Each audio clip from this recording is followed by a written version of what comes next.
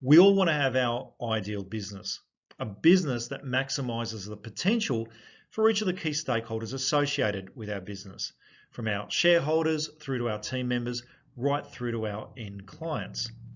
And to do that, we need to think of our businesses in totality. We need to consider each component of our business and make sure that it's integrated with the next. Because it's only through integration that we can remove friction and we can ensure that there is a singular purpose by which the business is ultimately working towards.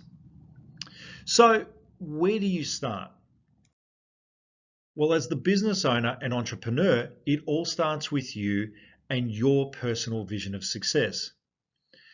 When you're able to define your ideal life, you can ensure that your business is an enabler to achieve that ideal life and that you don't find that your business becomes a weight on your shoulders that ultimately impedes growth. The business, of course, needs to have a vision of success. It needs to have a purpose statement by which it lives by. By having your vision of success, it actually inspires not only team members, but it inspires your clients as well. And it actually then defines and describes the outcomes required in each and every area of your business. Importantly, your business needs to have a clear belief system, clear philosophies by which it won't compromise. Those philosophies, when defined, actually guide your implementation systems and processes. And this is where efficiency is maximized because you're not trying to be all things to all people. You've actually defined your belief system and you're able to execute it with maximum efficiency. As a business, having an ideal client, having a target market creates enormous opportunity and efficiency.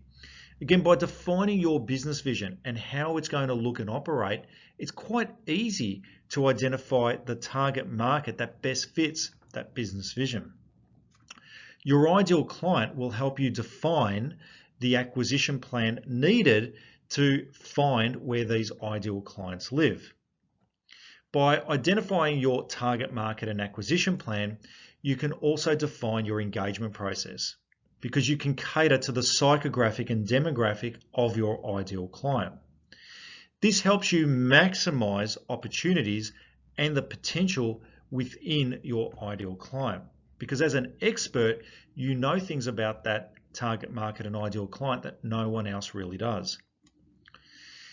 Importantly, your business exists not to be transactional, but to have relationships with your clients. So defining how your ongoing client offer will look or your coaching offer will look is critically important.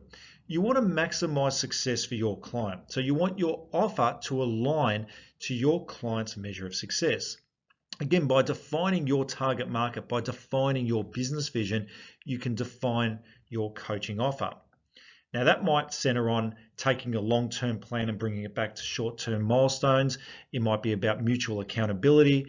It could be about a whole host of things. But by defining your coaching offer, you're able to build your process. Remember, your process is an enabler to ensure that your coaching offer comes to life. By knowing what your process looks like, by knowing what your target market looks like, by understanding your business vision, you can actually work through your HR and capacity plan. Now, this is critically important because by understanding what your capacity plan looks like, you'll know when to recruit and at what time. And this saves an enormous amount of frustration, not just for you as the business owner, but for team members who can sometimes feel overwhelmed. And this creates certainty relative to the recruitment process. What's essential within your business is that you price correctly, that you price for profit.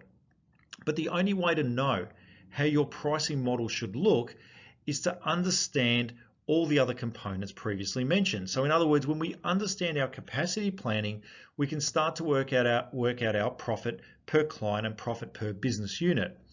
That helps us define what our pricing model needs to look like, because ultimately that needs to feed back into our business vision. So our cost structures are critically important. You should understand your cost structure at every particular juncture of the process. But your pricing model needs to fit within your target market. There's no point pricing yourself out of your target market because all that does is lead to frustration. So by creating an integrated business model, you're able to remove friction, you're able to maximize potential, and importantly, you're able to fast track yourself towards your personal and business vision of success.